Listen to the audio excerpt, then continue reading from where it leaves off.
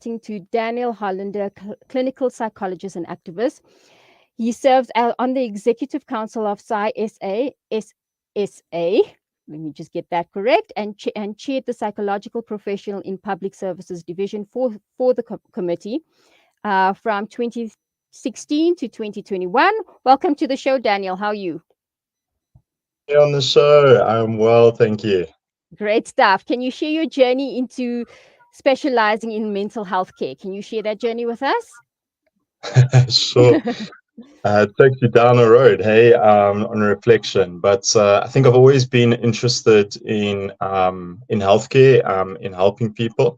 I come from a family of healthcare professionals. My mother is a social worker and was quite involved initially with the community-based care around HIV. And my father is a surgeon and has been working constantly, had a whole career in public health, retired recently. So I think, it was in the blood a little bit, the idea of looking after the 80%. But then life took some interesting roads. I actually started to realize that I was becoming ineffective working in the public space, which is a strange idea in itself, but just in regards to the state of where Department of Health is at. And so there was a need for a change, which brought me into the private space, and I'm a full-time private practitioner. But ironically, I thought that would get me, that only the privileged would be clients, and that was exactly against what I was trying to do. But I found the opposite to be true. I found that since I came into the space, it's almost like the wings unclipped. And as a result of that, I started to realize, hence started the job of activism, and but also within the private space, the community that I serve, which is the affluent community. There's affluent, Bonteheuwel, Hanover, Lansdowne, all the areas around. That's that community has started to accept me in. Oh, we seem to have Able lost to Daniel. start. Let's try and get him back. Sorry, we've lost you there for a minute. And the incredible sort of bringing together of that, the community takes you in, and you become a part of that community, in this capacity as the psychologist of that community. Always been interested about empowerment. I think specifically, look, I mean, my family came from the Netherlands and moved to South Africa when I was 7 years old. That was in 1991. So those who are good at math can work out how old I am.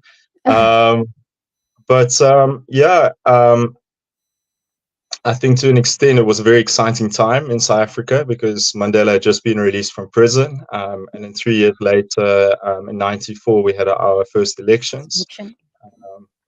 I counted as our first elections.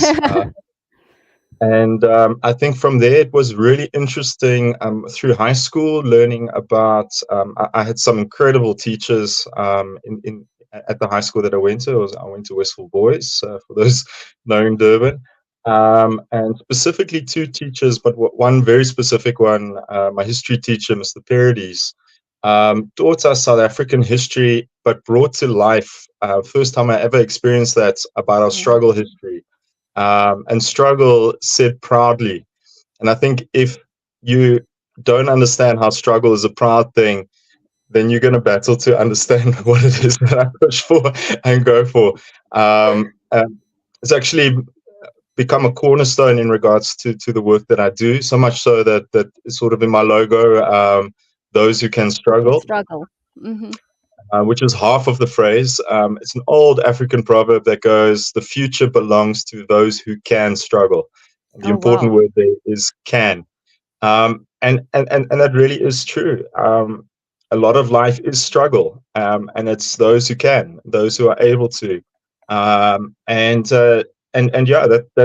in essence is where it's at, because we're living in a very interesting time in South African history and South African society, with a real opportunity to become successful, integrated, and a real beacon to the world of what diversity can look like and how to celebrate that. But that Wow. requires us to heal from the absolute tyranny and well, for lack of a better word, evilness that took Hmm. place in our past. Hmm. I see the, can you still hear me? Yes, I can hear you clearly. We've just got your logo on there. And then, what are your aspirations for those who can struggle? And how do you aim to overcome that? That's the question. Overcome them. Like, do you want to share more on that? Um, Whew, aspirations. I think, it's a difficult thing sometimes because a person can have one of two things, right? Is we have personal aspirations, and then, but sometimes, it's about holding on to principles. Mm-hmm. And I think living in a socially unequal society, I mean, it's very well known that South Africa is the most socially unequal society in the world. Hey? And I mean, Mm-hmm. it's because of apartheid. It's because of nothing else but apartheid. But Mm-hmm. to break that and to change that, that can be itself a principle and an aspiration. And I think, I mean, we talk a lot about what we call sort of like westernized, individualized thinking, and then other worldviews are much more community based, a much more Ubuntu philosophy. And I think then the aspirations never are sort of on your own. The aspirations is around your community. It's that responsibility for those who are privileged, those who had the opportunity to develop their skills. With privilege comes responsibility, and the responsibility is to develop, empower, bring agency, and facilitates that for those who might not have had as many opportunities as you have. And psychology lends itself to that. Psychology is all about empowerment within people's lives. The clients that I see, I feel very privileged in the job that I do because they allow me for a period of time in their lives to come alongside them and facilitate. First of all, mastery of their own impulses and mastery of their own possible mental health conditions, but then quickly from there is to find how they can bring changes into their own lives and through that become much better versions of themselves, much more authentic versions of themselves. And I mean, that's a privilege within itself. So maybe Wow. the personal aspiration is to be effective and continue to be effective, Victor. and bring those principles into the societies and the communities that have literally adopted me. Oh, wow. That's amazing. And what have been your challenges? Have there been any challenges that you faced? I think what's really interesting about the South African condition is that maybe the challenges were these sort of hypothetical challenges that were proposed. I mean, one is, I mean, you can see by the way that I look, I don't look like most of the communities that I serve, and I remember learning when I was a student, how are you going to relate, how are you going to deal with people that have a different upbringing to you, Mm. different Mhm. worldviews, and so forth. Um, what I found is that sort of two things is really interesting. Is first of all, it's not what you know; it's the attitude in which you have when you engage with people. Mhm. Because I mean, I'm not just a foreigner in the sense of around the community. I'm a what do they call it? A foreign national by definition. Which the passport says so. But that creates sort of a level of it forces me to have to be curious and to have to understand the world around me because it's all very different for me. And I think from a young age that curiosity started. And what's really lovely is people do like to talk, especially Mhm. about themselves, their Mhm. cultures, their worldviews. And so I learn a hell of a lot just from people allowing me into their worlds and having that curiosity and that's always been sort of the thing.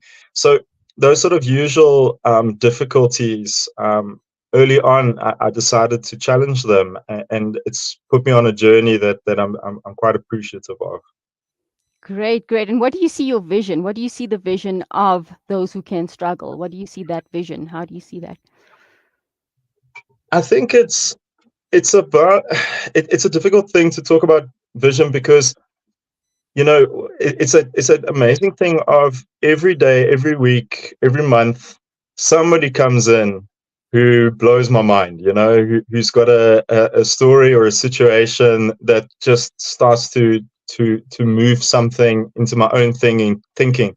Mm-hmm. One of the things maybe clients are not so aware of No. is, as much as the psychologist might be challenging the worldviews and understanding of the clients, you bite back too. I often have my own assumptions constantly challenged and changed.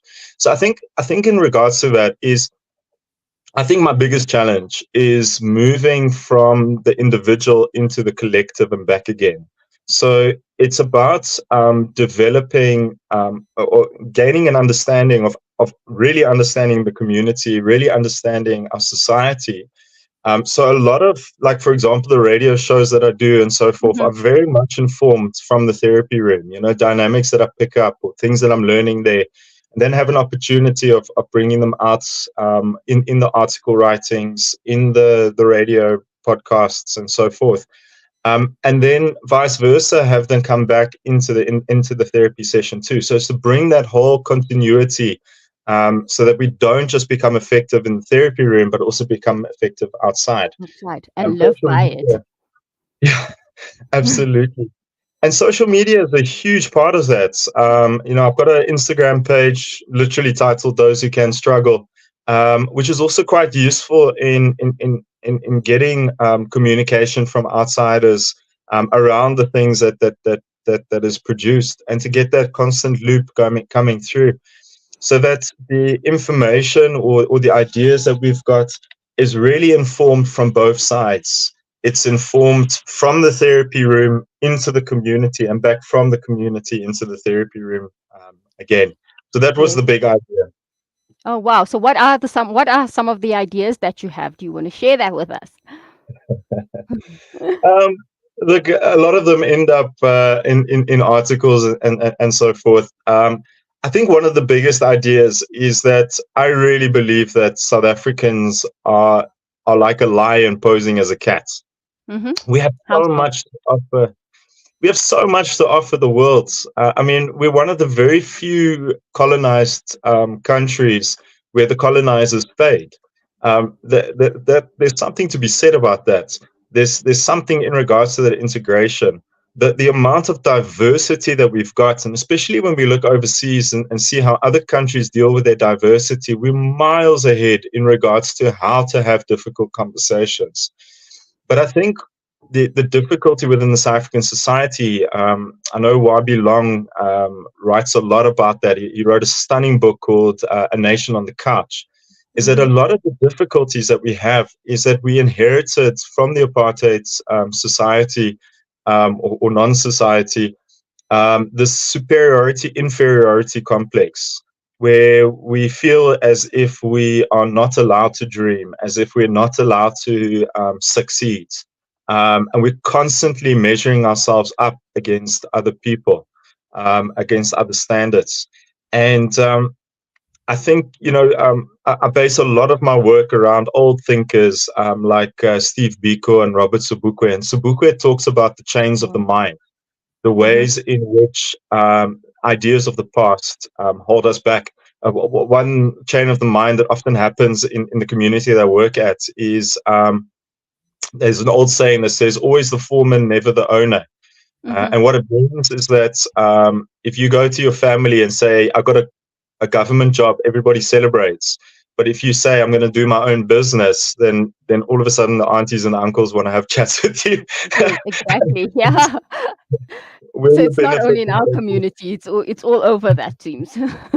Yeah, and the irony of that is that we know that true financial independence often does come from having your own business, having Mhm. your own way. I'm a big believer of the fact of best of both worlds. Is to have true financial independence requires you to have maybe a fixed job, and then have a side hustle on the side. Side. I Uh, think everybody's going that route right now. They have the permanent job and then they have the side hustle, hey? Absolutely. And it's that type of thinking. It's about allowing ourselves to have the imagination. I mean, the imagination that you and your team have had of being able to set up a radio station and empower people and empower people's companies is brilliant. And so we should be doing these things more and more. more But it often. comes from, yeah, but it comes from that space of having an idea and not allowing the chains of the mind, not allowing those old way of thinking of restricting ourselves in order to change that. That article that you've been showing there talks a lot about that, is that we as the under 40s often feel restricted. It seems as if those in power are hoarding onto their power. It's actually our turn now to start to take the power back. But you can see that power struggle taking place. You know, the ones who should be retiring are holding on and not allowing us to bring it through. I have a strong suspicion that's what that article was about. Is I have a strong suspicion that a lot of the problems that we face in society, almost in a sense, are not necessarily the struggles that the youngsters, that the under 40s are taking on. I think we've actually evolved past that. We have a much better way of dealing with each other, of thinking innovatively, of bringing our abilities in. And nothing proves that more than our rugby team. I mean, the moment that Cape Town started owning that back line, suddenly we start winning World Cups, you know?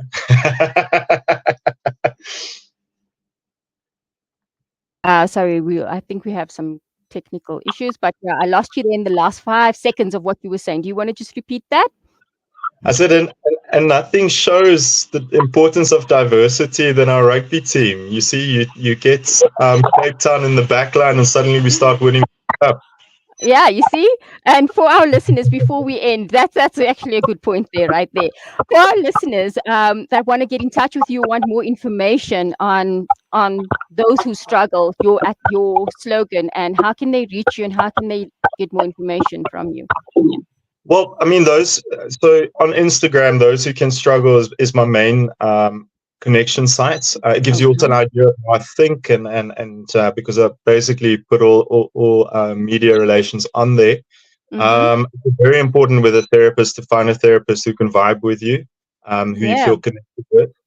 I think secondly as well, yeah, I take on different roles. So I do I mean, innately I'm a therapist, so I do sessions for those who aren't in Cape Town.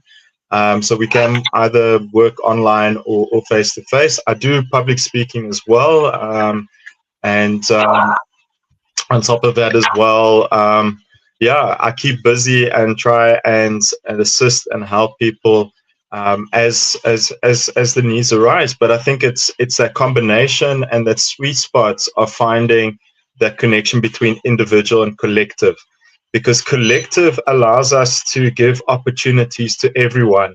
But on the individual level, we cannot liberate people. Liberation must always be taken by the individual. No one can liberate you. You need to liberate yourself. Wow.